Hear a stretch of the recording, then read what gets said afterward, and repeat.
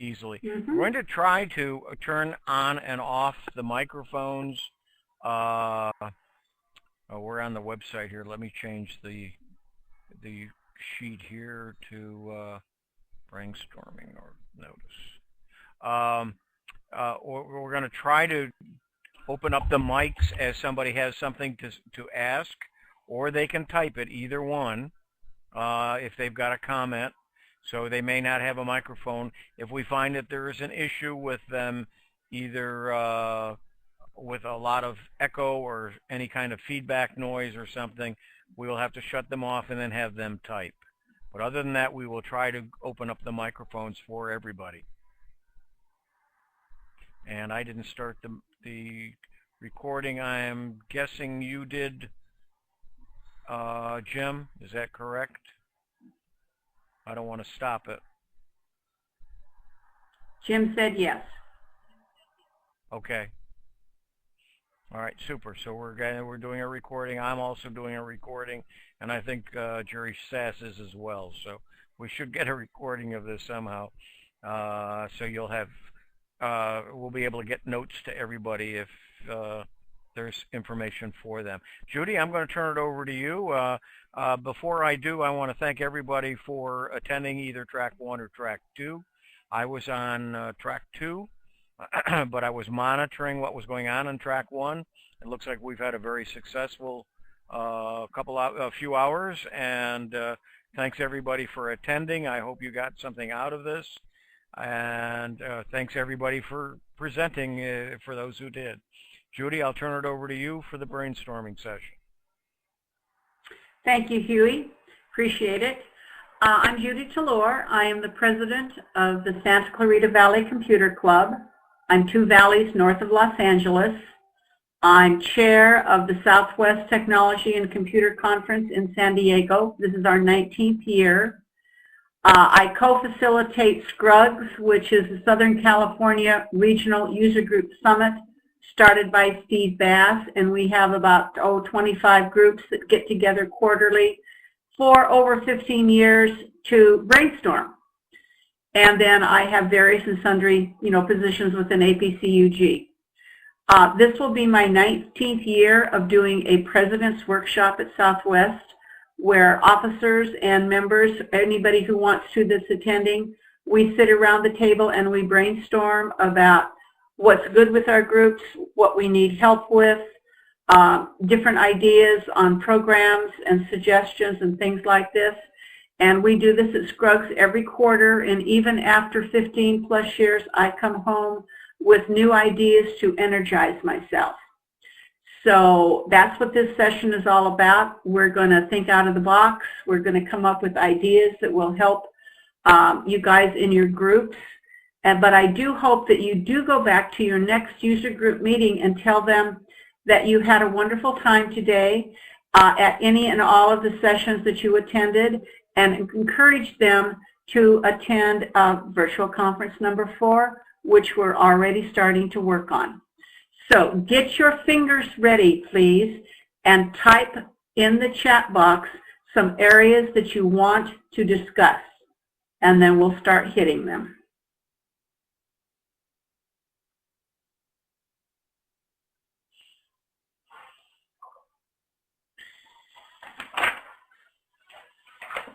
Let me turn my microphone on and you can hear me better. If you hit the hand where it says my status, it will put your name to the top of the list, and I will open a mic for you. Greg is first, and I will open it. Mike, or Greg, you have the floor. Okay, Judy, and go ahead, everybody Greg. else here. Hello, I'm here. Yes. Judy, what I'm looking at is I've emailed Hank, who's also an advisor for APCUG, if anybody doesn't know Hank. He's a marketer, and I think that what we really need to do is all the user groups, leaders, members, and board of advisors, board of directors, we all need to get together and come up with some really good marketing plans for this virtual conference from APCUG, because I think it's really a good tool, and I can only see it getting better and better as time goes on. Okay. All righty. We Close his have mic. special interest group leaders, how to recruit and retain. What other items do you have you want to talk about in the brainstorming session? And this is brainstorming for your user group, programs, officers, whatever's affecting your group right now that you need help with or ideas for. And I would only have to assume that everybody's fingers are broken. I just raised my hand. This is Huey. As far as special interest groups go, you just had a presentation, and I wasn't able to be a part of it because I was on the other track, about smartphones. And it's getting more and more that our members are using smartphones, either Android or part of the iOS from Apple. And our group has paired with the Mac group locally, and we have a combined SIG for the iOS or the Apple iPad, iPod, and iPhone. And it doesn't matter whether they're part of the Mac group or part of the PC group. We're meeting as a separate SIG and sharing information and apps and help and answering questions, and it's become a very successful special interest group. So that's an idea. Just find somebody who has one of those phones that wants to know more, or has a passion for it, or has an iPad, and there's more and more each day that they want to learn more. And by getting 2 or 3 people together, you've got the start of a SIG, and you'll start seeing it grow. The other thing with trying to recruit SIG leaders is you need to know your members. If you don't have a break during your meeting, I suggest that you try to figure out how to have one. We have one where we have coffee and cookies. And that way you have, as an officer, have an opportunity to go around and talk with your members and find out their interests. You also can send out a form, have a form for them to complete at the meeting where they tell you what they're interested in. I don't recommend at all that you stand up at the front of the group and say, hi there, how many people are interested in this, or what are you interested in? Because it will be like what happened when I asked you guys to type in what you're interested in talking about today. You know, there was almost nothing forthcoming, and nobody's going to speak up and say anything. But if you get to know your members and you find their interests, then you can start to recruit that way with, gee, you know, we have these people that are interested in this. Why don't you get together? And you really don't need a leader. Sometimes SIGs rotate. Just somebody does, like Bill did, a presentation on what you can do with your smartphone, and that there actually isn't a leader because people shy away from being the leader of anything. But you could get together and chat about it, you know, and then that will be an ongoing SIG of some kind. The Temecula group has the short-term SIG. They have it for 4 meetings or 6 meetings, and they want to learn something. So they get together and they call it, you know, the short attention span SIG. And it's not daunting to somebody who really doesn't want to do it for the rest of their lives, be the SIG leader. That Ask It basket for Huey is great. Okay, and there's some other comments and so on here. If you want to read them, or I can, either one. Okay, let me scroll up and see here.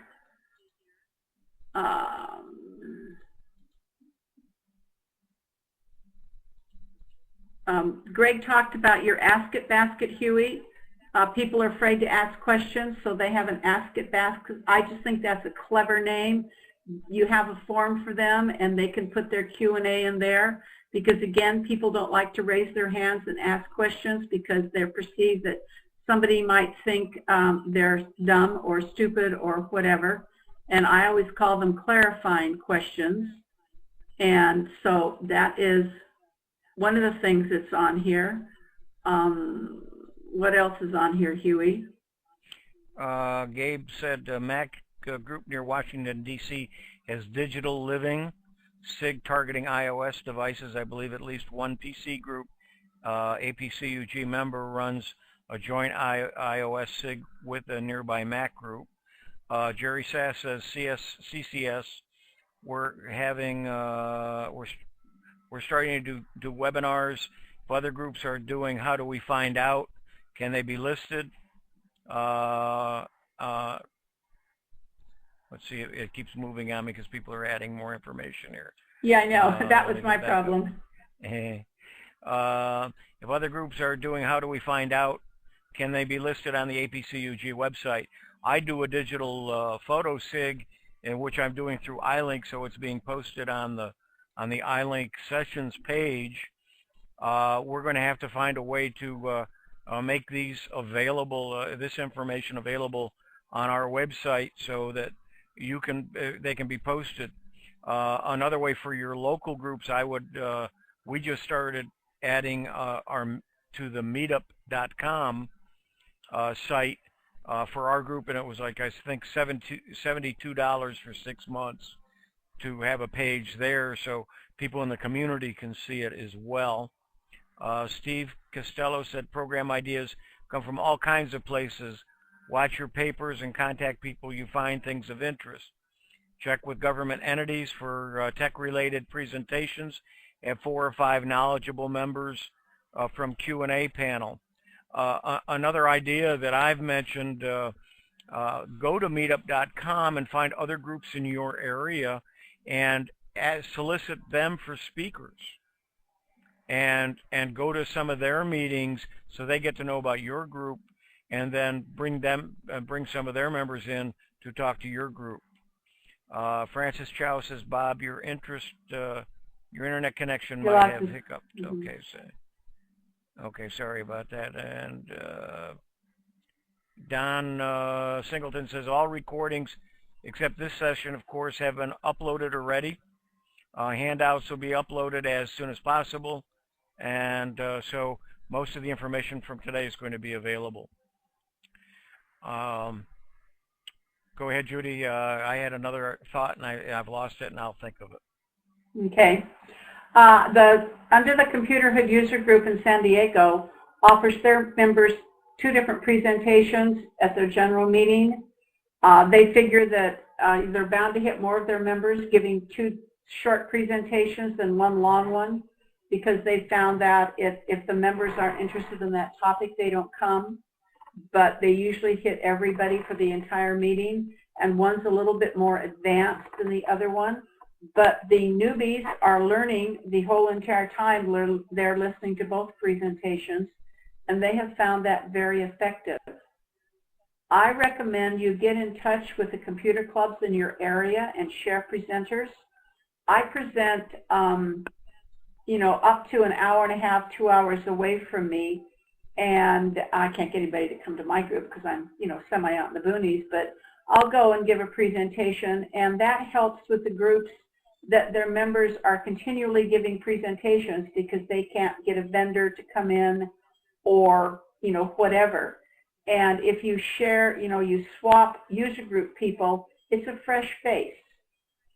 If you have a good internet connection, check out the Speakers Bureau on apcug.net under member benefits. We have over 100 different presentations that you can have in your, in your meeting. Go to YouTube, look up some of the how-to videos.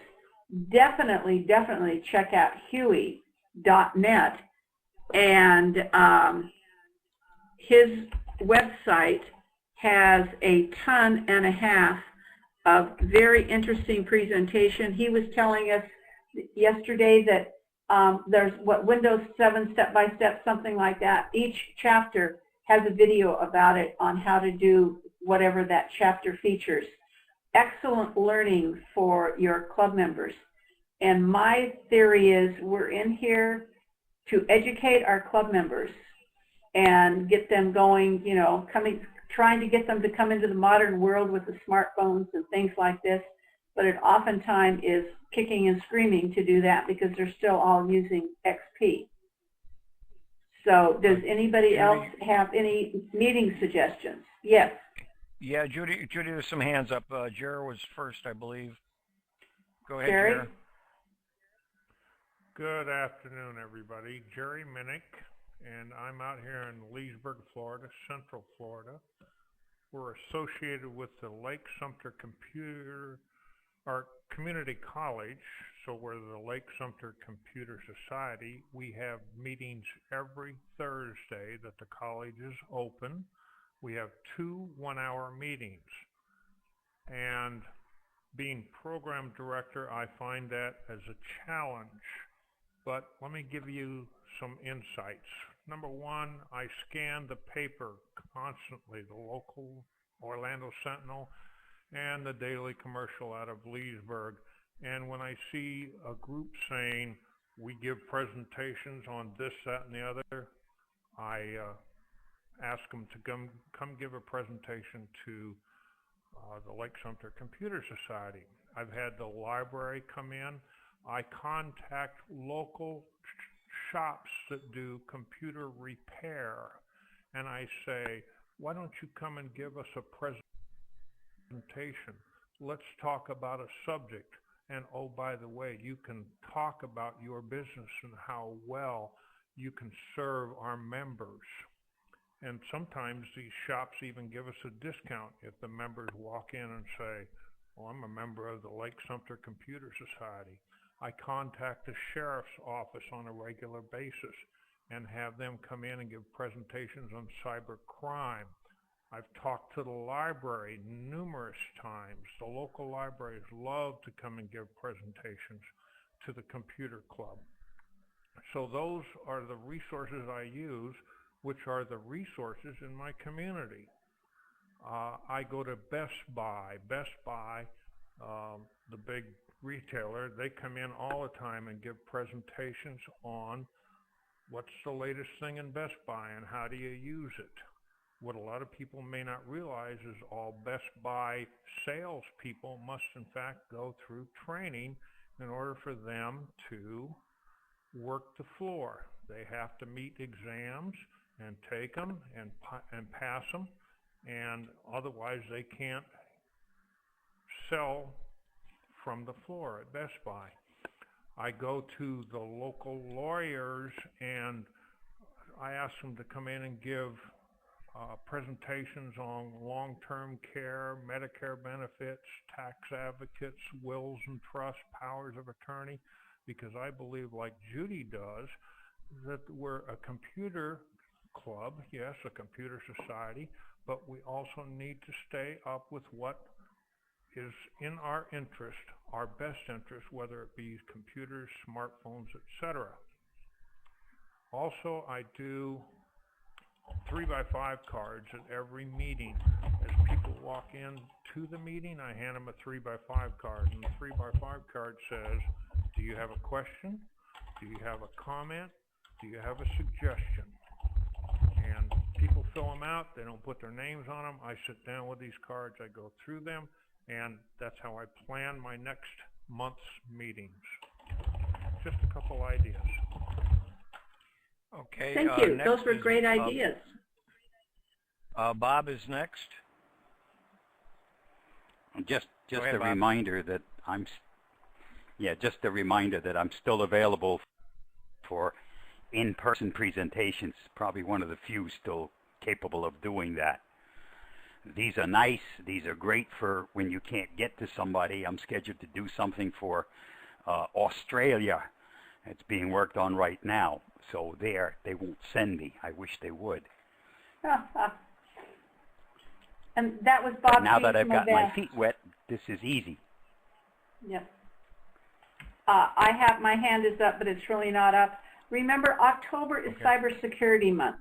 If you have trouble getting your PR blurb in your local newspaper, plan your October meeting around some kind of security thing. And, you know, we're working with Cybersecurity Month, and I had Bob come out and do a tour in my area, and that's how we did all our publicity. It was in conjunction with And it's a national month, and since it's affiliate, your meeting is focusing on what's happening that month, very possibly you might get something in the newspaper.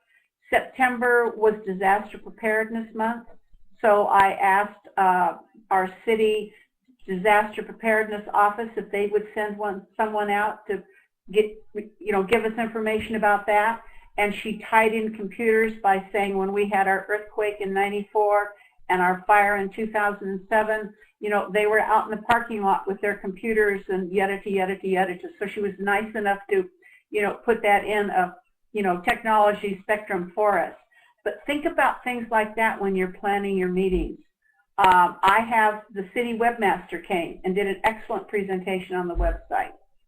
The owner of our local hometown radio station took us through their website, and so on. So think of things like this. And our city doesn't want people to really come down and spend the gas. They'd rather you do a lot online. And when they said to my members, how many people do anything online, not one raised their hand.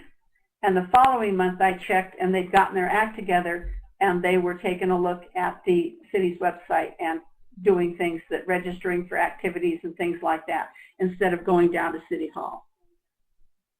Another idea is also the libraries are now starting to loan out ebooks, and they want to get those programs going.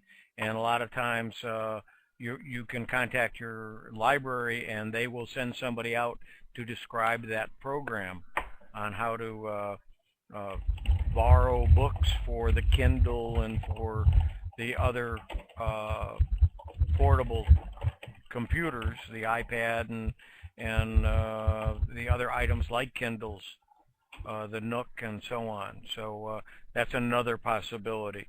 There's a lot of comments that are being typed in. I'm not sure whether we're going to get to all of them, Judy, and I don't know if you're seeing all of them. We will, I think we're going to be able to capture all of that information, and hopefully in the recording you'll be able to read all of those as well. There's some links that people are putting up for some free training videos from Microsoft and some YouTube for Word 2010. Some other possibilities for those, somebody had mentioned they don't have good internet access. Back when I was teaching some college level courses, a lot of times what I did is I recorded using Camtasia, but there's Camtasia, there's Appliance, a screen capture program, and the AVS4U program, screen capture.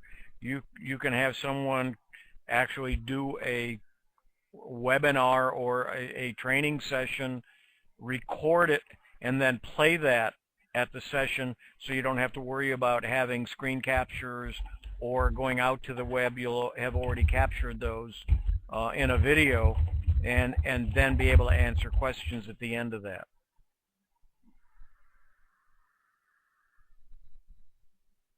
Judy also just typed in O'Reilly's webcasts are great for meetings. I just attended one, I believe it was yesterday, and it was very good on upgrading and building your own computers, and they make those available for download, so you can download them and then use those as your presentation as well.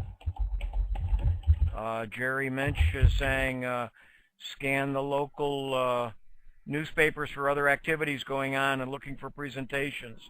Somebody also suggested or asked about getting people in the 30 to 50 range, younger than a lot of us are.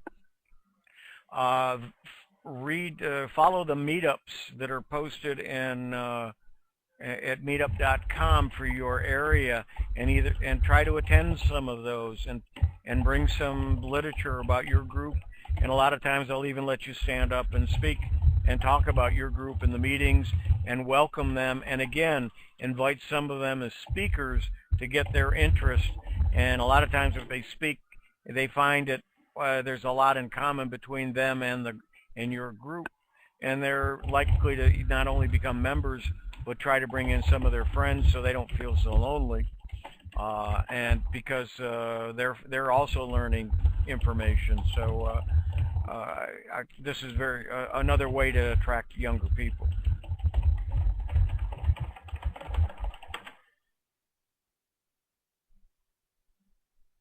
And Judy just said, get in touch with your local astronomy club.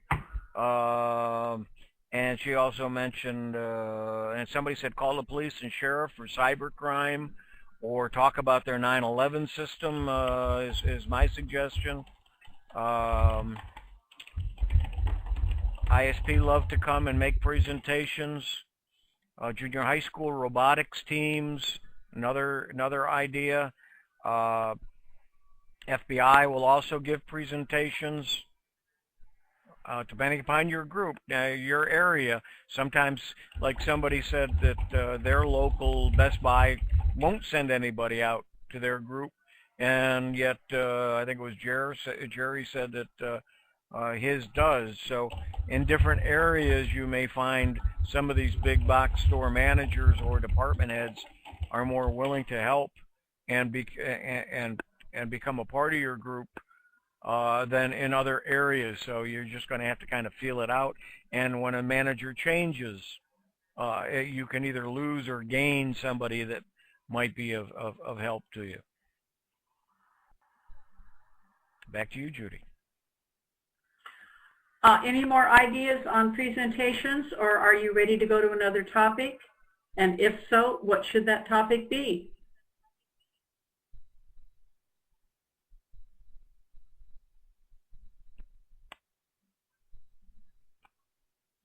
Get your fingers going. I don't see anybody. Okay, there's Bill James. Talking about Best Buy. Yep. Best Buy either comes or they don't. There's no in between. It depends on the people.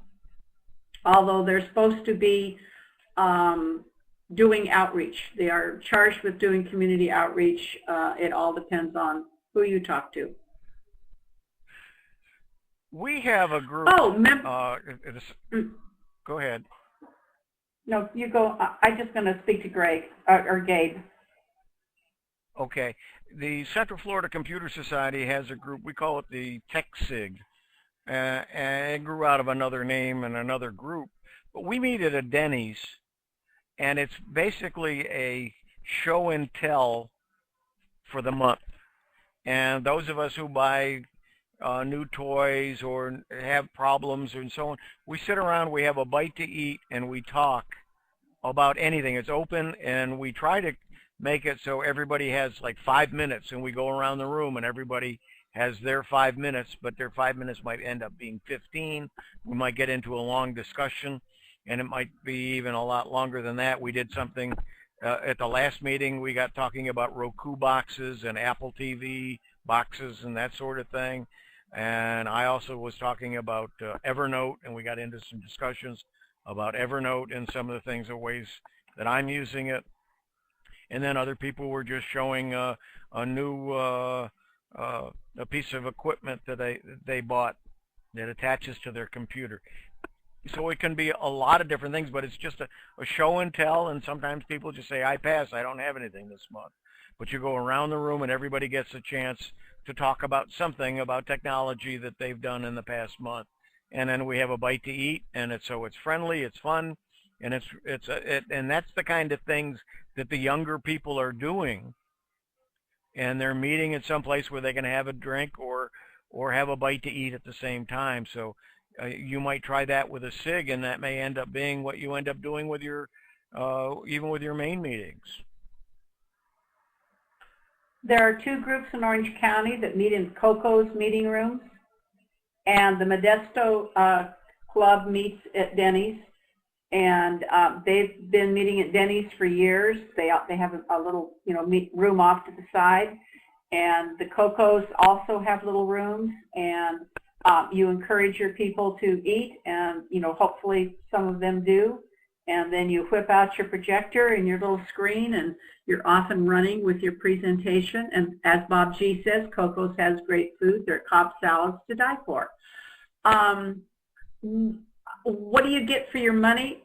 I don't know, Gabe was talking about personal user groups or APCUG, but in mine, I have 10 reasons why people should join my club as a takeoff from David Letterman, who I never watch. I thought that was clever. And it's on the back of my free ticket that I hand out.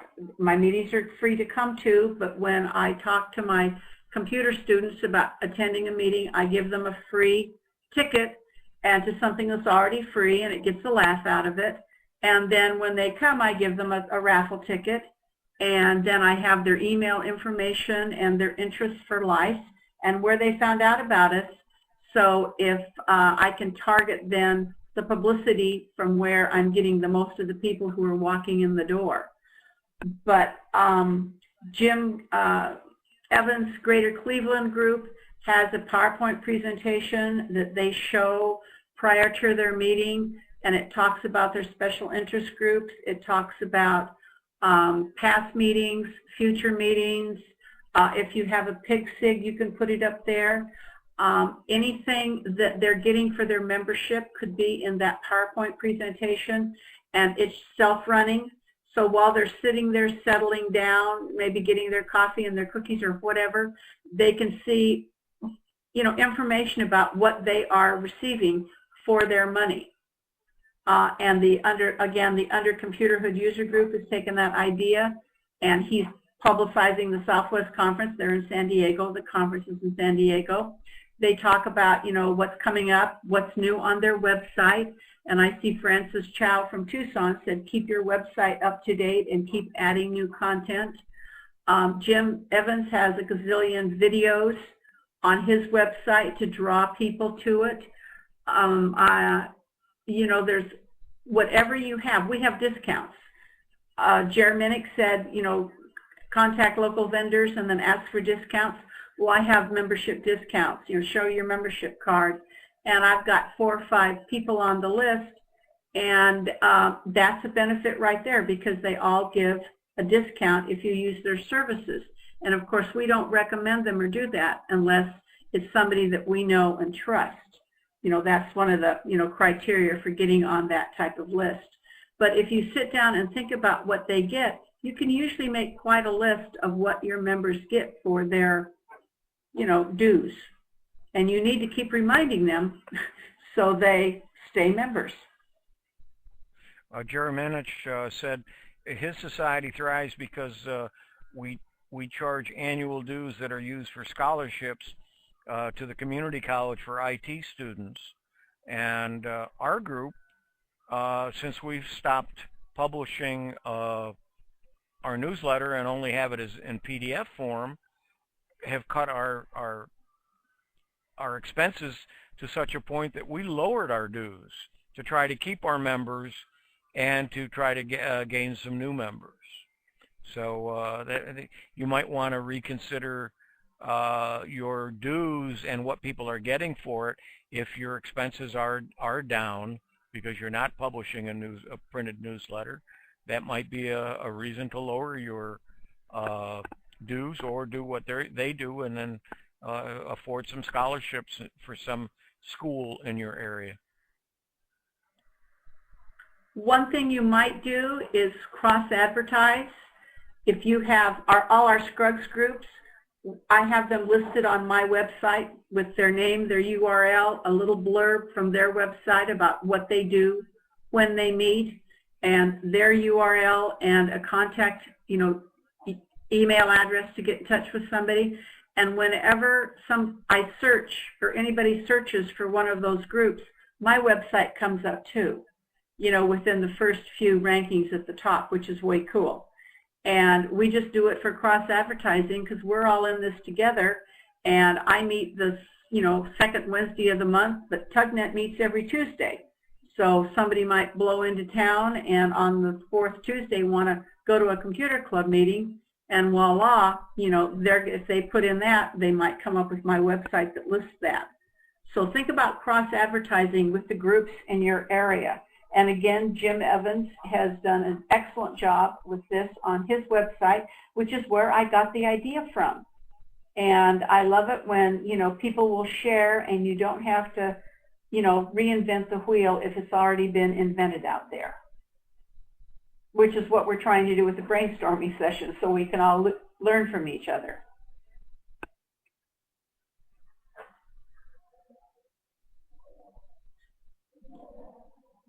Did you put your website address up there, Jim, that is down below so I can't see it? Okay. Do take a look at his website, because he does have a lot of innovative ideas up there for you, and he loves to share.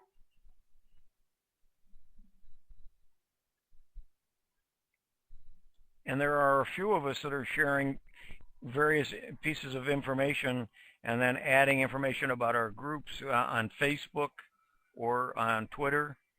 And I know a lot of people don't like using those or don't use them, but if you have a few in your group that do, at least they can publicize your group and some information about it, what's going on at the meeting.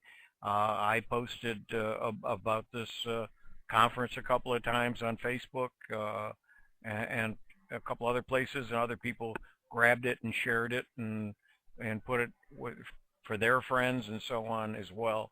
So there's some other ways of getting some publicity out.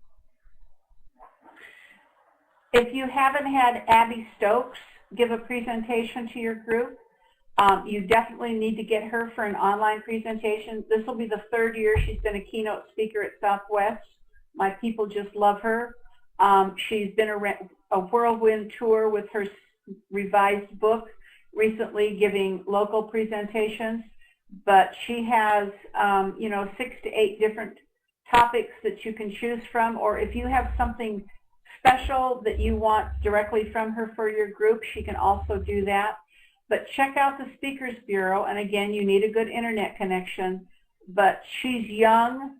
The first time she came to Southwest, she's from New York, she wore the little black dress cut down to here and sleeveless, and I laughed to myself, and I thought, there's probably not another lady in the room that would be caught dead wearing something sleeveless.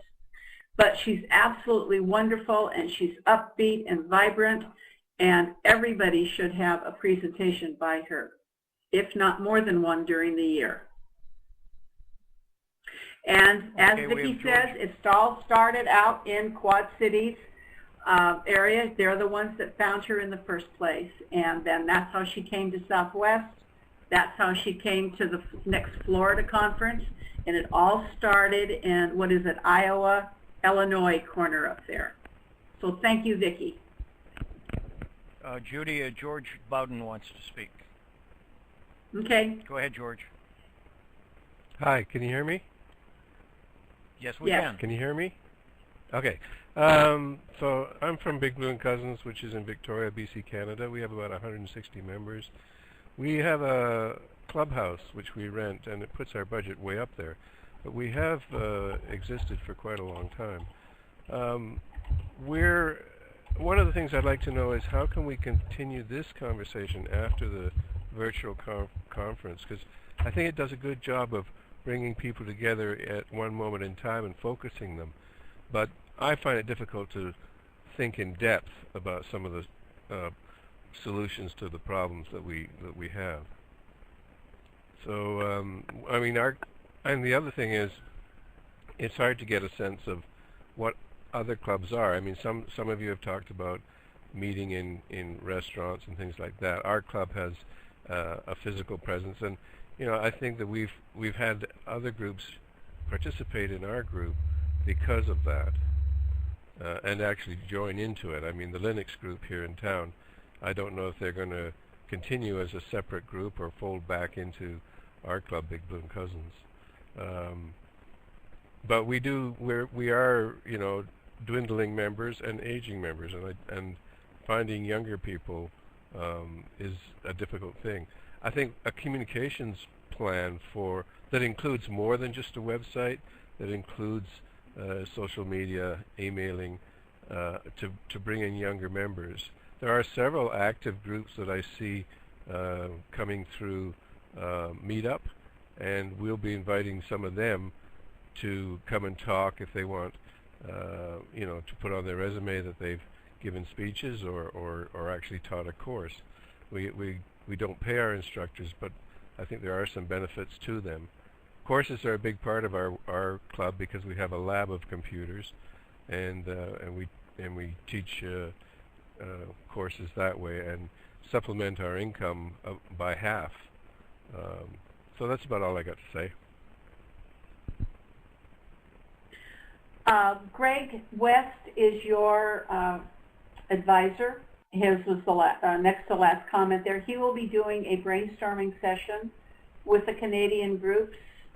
He may or may not do that at the same time as he does his U.S.-based groups.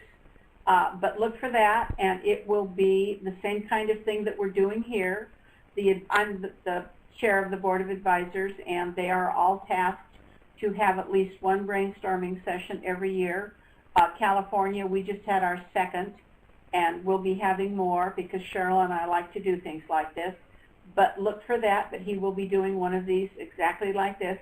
And we had the Vernon computer people from Vancouver at ours, so it's not limited just to, Canada and his other region. Anybody can really sit in on the brainstorming sessions, and those will be publicized via news as well as personal email from him. The size of the groups, you are considered a large group, and I have a small group. And we all usually have the same problems. It's that you're lucky to have the computer lab and things like this. And there are a number of groups that have that. But then they go down as to the ones who meet every month in Denny's and every month in Coco's because they can't find another meeting room. And that's what happened to the last people who was meeting in Coco's because they got kicked out and said, sorry, you can't be here anymore. And they said, where can we have our next month's meeting? And I said, try Coco's.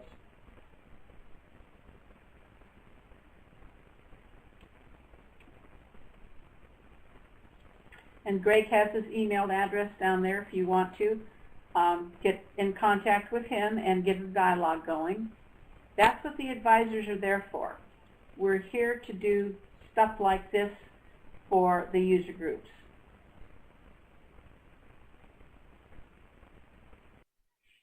And one other thing, I thought I was muted. One other thing is we do have this iLink available, and if anytime anyone, any member group wants to avail themselves of the service, even to try a virtual meeting for their own group, we'll train you on how to do it and let you try it. And or if you have a few groups in your area that you would like to try to meet virtually, we can work that out as well. That's one of the benefits of APCUG. That's one of the things you get for your $50 yearly membership fee. And I noticed that somebody from the Chicago Computer Society is online, and they are doing webinars from their groups.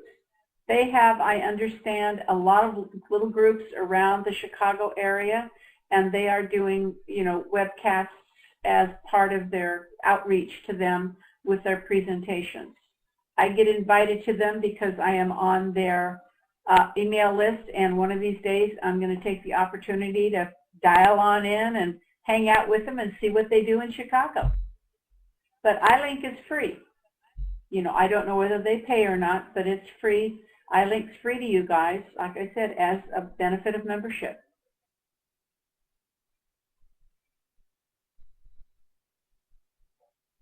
I don't know that there's a link for the Chicago webinars. They announce them to their members via email, and I'm on lots of members' email lists, and I get the people when they die, and I don't know them, but I'm happy to read those emails because I also get to find out what's going on in their groups and what's happening, and if they need something, I can, give them my 2 cents worth.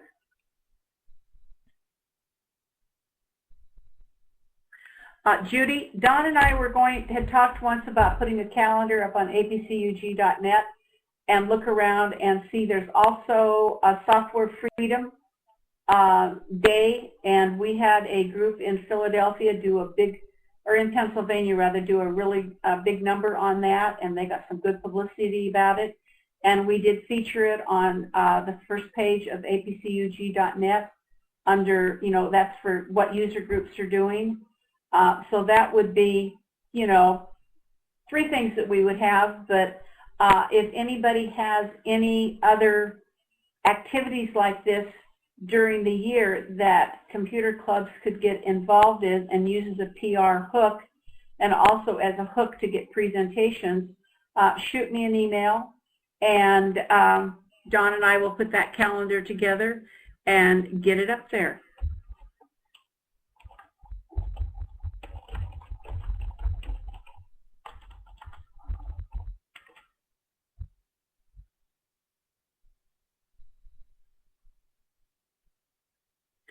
Greg West has an interesting question. It's pertinent to him.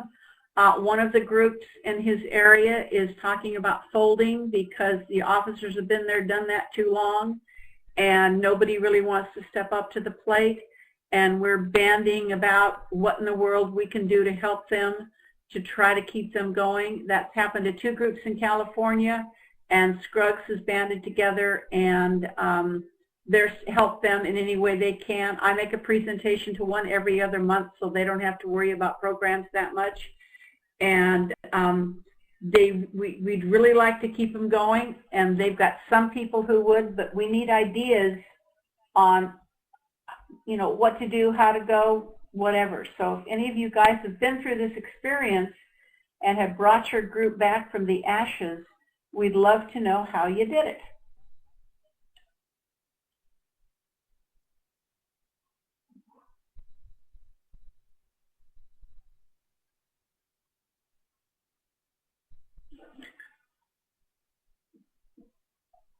So other than Judy Callender, who is not worn out, has anybody been there, done that? I've already given them all my been there, done that ideas.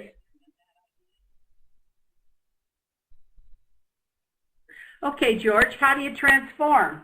Because that's just really probably what they need to do. Let me find his name here. Oh, he's got his hand up, so he is at the top. I'll open his mic. Go ahead, George. Well, what I've seen happen is that smaller focuses have grown, and larger, broad-based focuses, they haven't necessarily died, but I got to say that they're not growing. So the smaller groups that I see are, for instance, specific WordPress groups meeting and Drupal groups meeting, things like that. And even small topics within those topics sometimes form a group. They'll last for a short while, and then they'll transform into something else as interest moves along. I don't think there's anything wrong with that.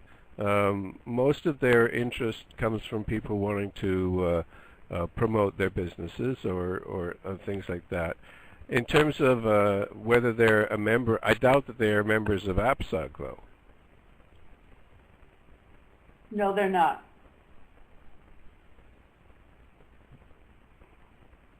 I think that having one group in Victoria, for instance, that tries in some respects to be a base for other groups with some assets helps. Although I must say that most of the smaller groups don't even know about us, so I guess that's a bit of an optimistic view in my part.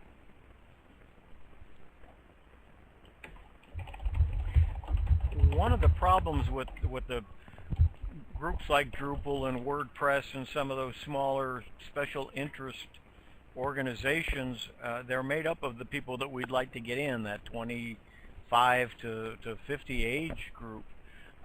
They tend to meet with no organization, no infrastructure. They don't have a treasury, they don't have dues, they don't have a president, and they do things because people want to do them. And they get together and they discuss them, and yeah, you're absolutely correct. It may go for a few weeks and then all of a sudden their interests change, but they still continue to get together. They just, the focus of what their meetings are sometimes change. And getting those people in, the only one way we can do it is offer them the infrastructure and let them become a SIG. You may or may not get them to be members, but if you get one or two of them to be a member, just to say, well, we'll bring you in as a SIG if is at least the leader of the group and one other person becomes a member of our group. You've got the interest there, you've got the publicity, and you've got the association. So there might be something Yeah, there. I think. Yeah, what I've seen is I've seen some groups use local teaching facilities, often commercial teaching facilities, to continue their work. But one thing our group does have is a computer lab with a projector that, somebody can come in and teach from. And I think that's been of some interest to some of the groups. But it's expensive to maintain that, and I don't know nowadays with everybody having their own laptops whether that's actually necessary. Yeah, we're finding that the bandwidth where we hold our meetings is an issue because everybody brings their laptops and they suck up the bandwidth. So if a presenter is trying to do something, there's not enough bandwidth. Yeah, we found that in the hotels. As happened. We found that in hotels that we use.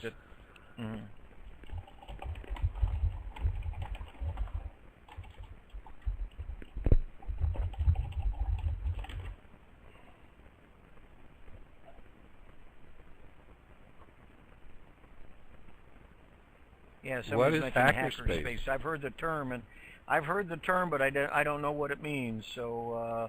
Well, Bob Robert, McCartney will tell us what it is. Yeah, let me find his microphone here, and I'll open it if he's got one, hopefully.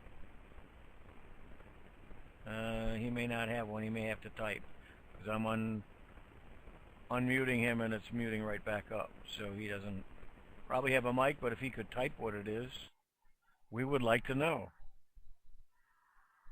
Inquiring minds want to know. Bill James has got his hand up. Sorry, Bill, and so does... okay, we'll do Bill next. There we go. Well, Bill, it's not letting me unmute you. Are you muted? Oh. Make sure you're unmuted on your... There you go. Bill James, go ahead. Well, what I was going to say, back to that question, which to me is of vital importance, is about the burnout situation, because I'm the Region 9 advisor, and I've had two clubs that have expressed the same situation where their officers are tired and do not want to continue, and the club folds as a result of that. My first suggestion, which apparently did not work, but I still think it is important to convey, is that if you can convince those officers to mentor or encourage others to step up to the plate, and they kind of hold their hand, then you might have a fighting chance of surviving. But in my own club, I've even suffered that kind of situation, is that we just do not have people that are that interested in being a part of the leadership. My club is, 50 or 60 or actually more than that, 90% of my members are seniors. And for some reason, they just will not volunteer. They've never held any kind of office. They don't want to, they don't think they contribute. They can contribute. But I guess it's just trying to convince them that they have something to offer. A lot of people feel that, I don't have any computer knowledge. I'm just here to try to learn. Well, that doesn't prevent you from being in a leadership position.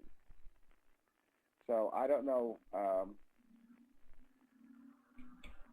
how to go about doing it, but if you can encourage that person to take an office and tell them that they will learn just from being in that position, I think that will really help.